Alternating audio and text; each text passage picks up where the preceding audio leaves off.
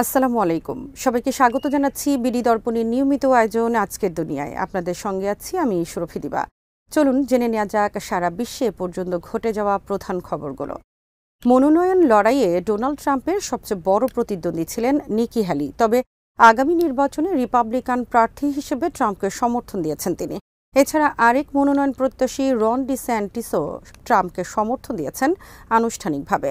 Reuters জানিয়েছে, স্থানীয় সময় মঙ্গলবার রিপাবলিকান ন্যাশনাল কংগ্রেসে তারা ট্রাম্পের প্রতি সমর্থন জানান। বিষয়টিকে রিপাবলিকান নেতাদের ঐক্যের প্রদর্শনী হিসেবে আখ্যায়িত করেছে রয়টার্স। খবরে বলা হয়েছে, নিকি হ্যালি ইতোপূর্বে ট্রাম্পকে প্রেসিডেন্ট পদে অযোগ্য হিসেবে আখ্যা দিয়েছিলেন। মনোনয়নের লড়াইয়ের সময় দুই নেতার মধ্যে তুমুল বাকযুদ্ধ হয়েছিল। কূটনীতিক থেকে রাজনীতিতে আসা হ্যালি মঙ্গলবার তাকে সমর্থন দিয়ে বলেন, ট্রাম্পকে ভোট দেওয়ার জন্য তার সাথে শতভাগ একমত হওয়ার দরকার নেই। ফ্লোরিডার গভর্নর ডিস্যান্টিস তার বক্তৃতায় ট্রাম্পকে সমর্থন দেওয়ার পাশাপাশি বাইডেনকে বুড়ো হিসেবে আখ্যায়িত করেন। এ সময় ডোনাল্ড ট্রাম্পকে হাসতে দেখা যায়। ডেমোক্রেটিক পার্টির নেতাদের মধ্যে যখন বাইডেনের ফিটনেস ও বয়সের কারণে প্রার্থিতা নিয়ে মতবিরোধ চলছে, তখন রিপাবলিকানদের এই ঐক্য দলটির জন্য ইতিবাচক হয়ে উঠতে পারে বলে মনে করা হচ্ছে। ডেমোক্রেটিক পার্টির অনেক নেতা এখনও বাইডেনকে প্রার্থিতা থেকে সরে যাওয়ার দাবিতে অটল রয়েছেন। অন্যদিকে ট্রাম্প তার প্রতিদ্বন্দ্বী হিসেবে পরিচিত সব নেতার সমর্থন পাচ্ছেন। এর আগে সোমবার রিপাবলিকান ন্যাশনাল কংগ্রেসে ট্রাম্পকে আনুষ্ঠানিকভাবে রিপাবলিকান প্রার্থী হিসেবে ঘোষণা করা হয়। আনুষ্ঠানিক মনোনয়ন পেয়ে ট্রাম্প তার রানিং মেট হিসেবে সিনেটর জেডি ভান্সের নাম ঘোষণা করেন। নভেম্বরের 5 তারিখ যুক্তরাষ্ট্রের পরবর্তী প্রেসিডেন্ট নির্বাচন অনুষ্ঠিত হবে। সেদিন আরও একটি বাইডেন ট্রাম্প লড়াই দেখবে বিশ্ব। 2020 সালের নির্বাচনে ক্ষমতাসীন প্রেসিডেন্ট ডোনাল্ড ট্রাম্পকে হারিয়ে হোয়াইট হাউসে গিয়েছিলেন জো বাইডেন। ইউরোপের কয়েকটি দেশের পর এবার ফিলিস্তিনকে রাষ্ট্র হিসেবে স্বীকৃতি দেওয়ার কথা ভাবছে পূর্ব এশিয়ার দেশ জাপান। বিষয়টি জানিয়েছেন জাপানের পররাষ্ট্রমন্ত্রী ইয়োকো কামিকাওয়া।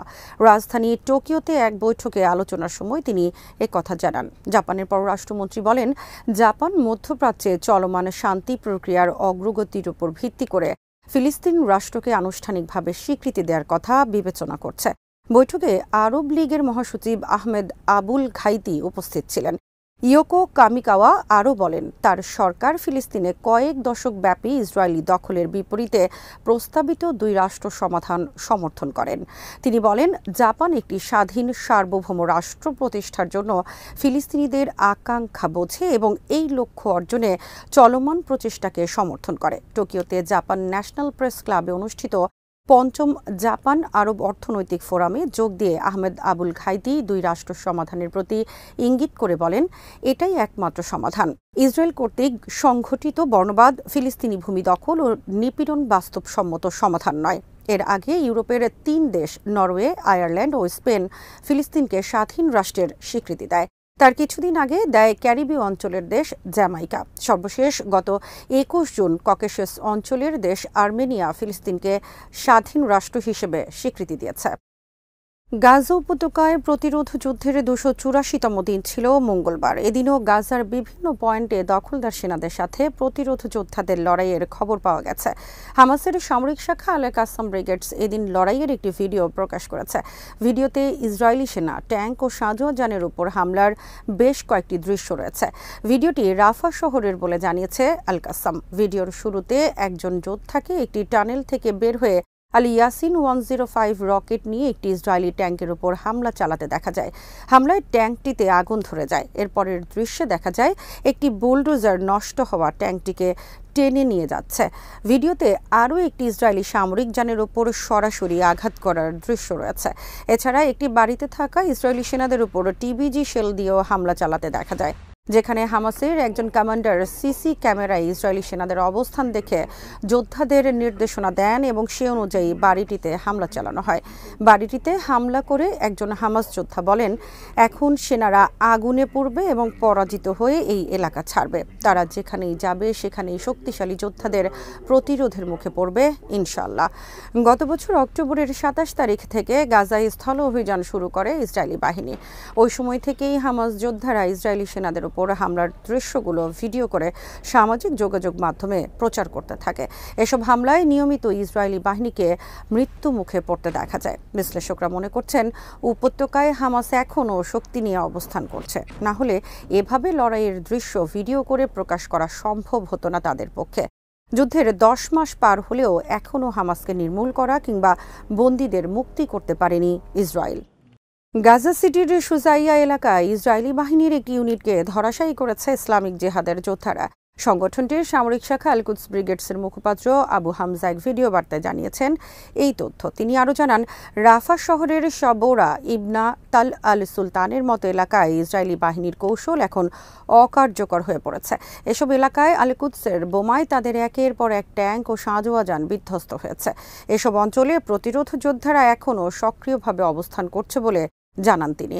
ইসরায়েলি কারাগারে ফিলিস্তিনি বন্দীদের উপর নির্যাতনের নিন্দা জানান এই মুখপাত্র। তিনি এসব নির্যাতনকে ইহুদিবাদীদের পরিকল্পিত নির্মমতা ও অবিচার হিসেবে আখ্যায়িত করেন। আবু হামজা বলেন, দখলদার বাহিনী কারাবন্দীদের মৌলিক অধিকার চরমভাবে লঙ্ঘন করছে। এই মুখপাত্র আরও বলেন, প্রতিরোধ যোদ্ধারা যে কোনো মূল্যে লড়াই অব্যাহত রাখতে অঙ্গীকারাবদ্ধ। দখলদারিত্বের অবসান না হওয়া পর্যন্ত তারা কিছুতেই লড়াইয়ের ময়দান থেকে সরে যাবেন না। এদিকে ইসরায়েলি বাহিনী জানিয়েছে, গাজা সিটির শুজাইয়া এলাকায় বৃহস্পতিবার থেকে অভিযান বন্ধ করবে তারা। গত এক সপ্তাহের বেশি সময় ধরে এলাকাটিতে দুই পক্ষের মধ্যে প্রচণ্ড লড়াই চলছে। দখলদার সেনারা শুজাইয়ার বেশ কিছু সেনা ও সাঁজোয়া যান হারিয়েছে প্রতিরোধ যোদ্ধাদের হামলায়। মঙ্গলবার আল কুদস ব্রিগেডস জানিয়েছে, তাদের যোদ্ধারা এলাকাটিতে একটি টিলার ওপরে অবস্থান নেওয়া ইসরায়েলি সেনাদের ওপর মর্টার হামলা চালিয়েছে। ফ্রন্টলাইন থেকে ফেরা যোদ্ধারা জানিয়েছেন, তারা সরাসরি ইসরায়েলি বাহিনীর সাথে সংঘর্ষে জড়িয়েছেন এবং স্নাইপার হামলায় এক সেনাকে ধরাশায়ী করেছেন। একটি বাড়িতে প্রবেশ করা ইসরায়েলি সেনাদের উপর হামলা চালিয়েছেন আল কুদসের যোদ্ধারা। এছাড়া ইসরায়েলি যানবাহন লক্ষ্য করে আগে থেকে পুঁতে রাখা বোমার বিস্ফোরণ ঘটানো হয়েছে। আবারও ইসরায়েল লক্ষ্য করে ঝাঁকিয়ে ঝাঁকিয়ে রকেট হামলা চালিয়েছেন লেবানন ভিত্তিক প্রতিরোধ সংগঠন হিজবুল্লাহ। সংগঠনটি জানিয়েছে, লেবাননের দক্ষিণাঞ্চলীয় শহর ও গ্রামে ইসরায়েলি হামলার প্রতিবাদে এই রকেট হামলা চালানো হয়েছে। আল মায়াদিনের খবরে বলা হয়েছে, এদিন ইসরায়েলের উপর 2 দফায় রকেট হামলা চালিয়েছে হিজবুল্লাহ। প্রথম দফায় কয়েক ডজন গ্রাড রকেট হামলা চালানো হয়। এছাড়া কিছু আর্টিলারি হামলাও করা হয় একই সময়ে। এই হামলার লক্ষ্য ছিল আল জলিল উপত্যকায় অবস্থিত ইসরায়েলি বসতি কিরিয়াত শামোনা।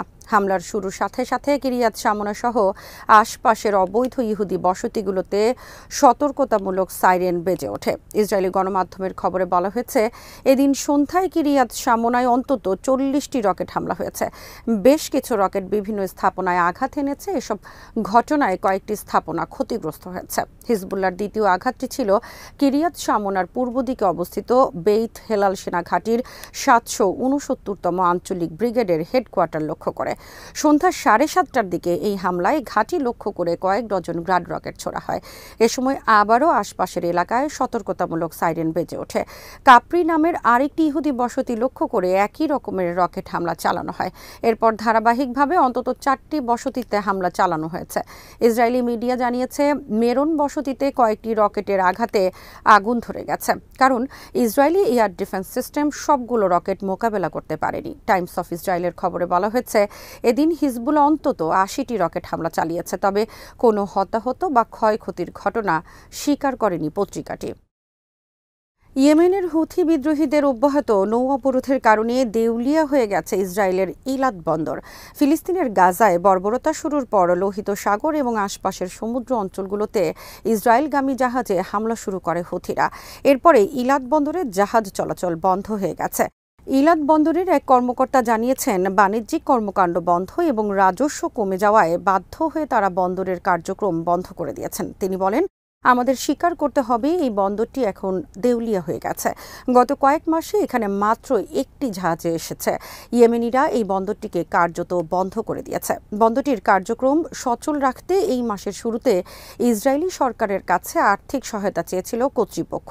বন্দরের এই কর্মকর্তা গত বছরের ডিসেম্বরে জানান, লোহিত সাগরে হুথিদের কারণে তাদের কার্যক্রম 85% কমে গেছে। এটি সচল রাখতে তাদের হয়তো অনেক কর্মীকে ছাঁটাই করতে হবে। ইলাদ বন্দর বন্ধ হয়ে যাওয়ার মধ্যেই শঙ্কায় রয়েছে আশদদ ও হাইফা বন্দর।